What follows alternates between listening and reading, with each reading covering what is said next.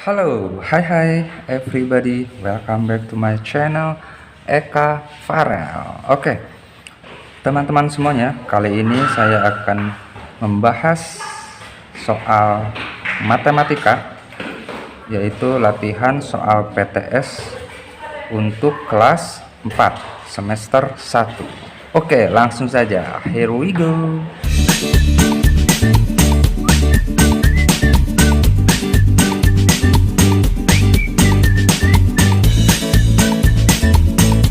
Sekarang yang nomor 6.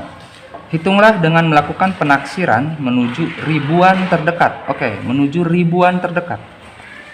Ini penaksiran ya, berbeda dengan pembulatan. Yang A, 4.356 ditambah 5.725. Jadi kita taksir nih, hasilnya ada di angka berapa gitu maksudnya ya. Ditaksirnya ke ribuan. Nah, angka yang ribuan itu kan ini nih. Ya, ini ribuan nih. Ya, saya tandai dulu bilangan ribuannya atau angka ribuannya, ini berarti 2. Nah, kalau mau menaksir ke ribuan terdekat, yang kalian lihat itu adalah bilangan ratusannya. Ya, ini kan berarti 356. Kalau ratusannya itu di bawah 500 ya. Misalkan 499, 498, pokoknya kurang dari 500, ribuannya tetap. Tapi kalau ratusannya lebih dari 500 atau sama 500 ya, pas 500, ribuannya naik 1 gitu ya. Kayak yang ini kan ratusannya 356. Ini kurang dari 500, berarti 4-nya tetap. Berarti jadi 4.000 gitu ya. Ditambah, nah yang ini ratusannya 725. Ini lebih dari 500 nih. Berarti ribuannya naik 1. Tadinya 5 berarti jadi 6. Berarti jadi 6.000. Nah gitu ya. Jadi sekarang 4.000 tambah 6.000, ini hasil penaksiran. Jadi penaksiran itu tujuannya atau fungsinya memudahkan kita melakukan perhitungan gitu ya, dengan hasil tentunya hasil taksiran, bukan hasil yang sebenarnya tapi mendekati gitu ya. 4.000 tambah 6.000 kan 10.000 ya. Tinggal kalian nanti samakan dengan hasil kalau dihitung secara lengkap, maksudnya bukan ditaksir tapi dihitung secara sebenarnya gitu ya. Hasilnya ini akan ada di angka 10 ribuan gitu ya. Cuma 10.000 berapa gitu ya, nggak tahu, silakan kalian cek sendiri.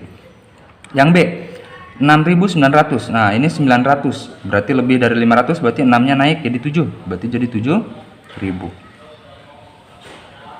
Ditambah 7.499. Oke, berarti ini kurang dari 500 nih. Meskipun kurangnya cuma kurang 1, tetap aja ini di bawah 500, artinya 7-nya tetap, berarti 7.000.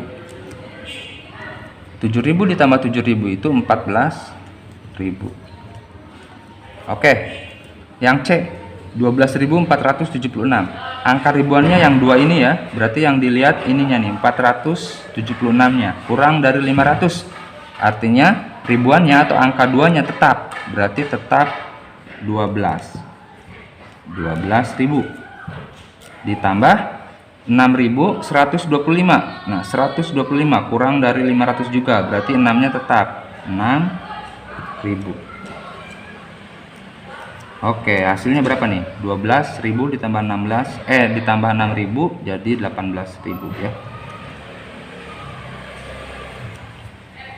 Oke, nomor 7.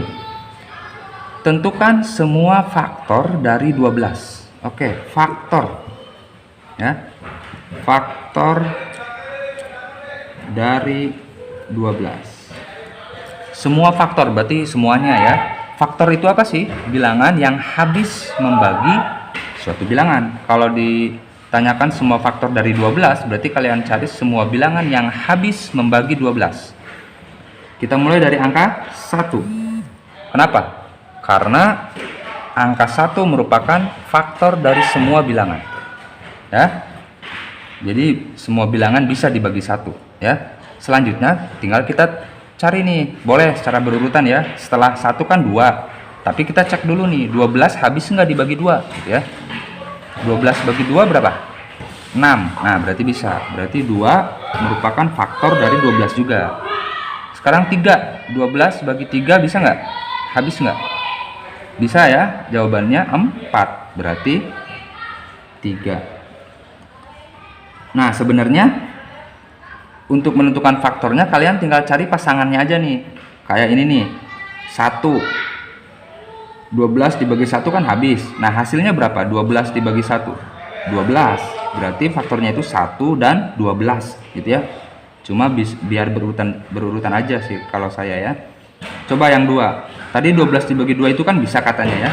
12 bagi 2 berapa hasilnya? 6 kan? Nah, berarti 6 itu merupakan faktor dari 12 juga. Ya. Sekarang 4. 12 dibagi 4 bisa? Bisa ya. Hasilnya kan 3 nih. Berarti 4.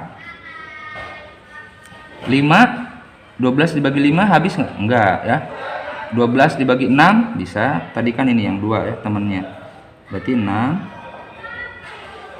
7, 8, 9, 10, 11 nggak bisa ya, nggak habis membagi 12, tinggal 12 itu sendiri gitu ya. Ini kalau dicari secara berurutan, tapi biar cepat kalian gunakan semacam bagan aja nih, cuma nanti kalian harus menulisnya secara berurutan ya. 12, jadi 12 itu bisa diperoleh dengan cara mengalihkan bilangan berapa dan berapa gitu ya. Yang pertama kan 1 kali 12 gitu kan. Yang kedua 2, ada nggak 2 kali berapa yang hasilnya 12? Ada. 2 kali 6 gitu kan. Sekarang 3, ada nggak 3 kali berapa yang hasilnya 12? 3 kali 4 gitu kan. Setelah itu 4 udah ada ya. 5 kali berapa yang hasilnya 12? Nggak ada. 6 sudah ada. 7, 8, 9, 10, 11 nggak ada. 12 sudah ada.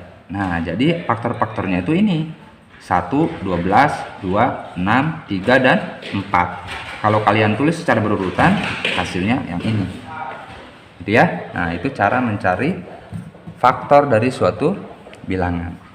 Oke, nomor 8. Tentukan 5 kelipatan pertama dari 7. Nah, ini kelipatan nih. Temennya faktor ya. Tapi kelipatan itu bukan yang habis membagi, tapi diperoleh dari perkalian ya. Kelipatan 7.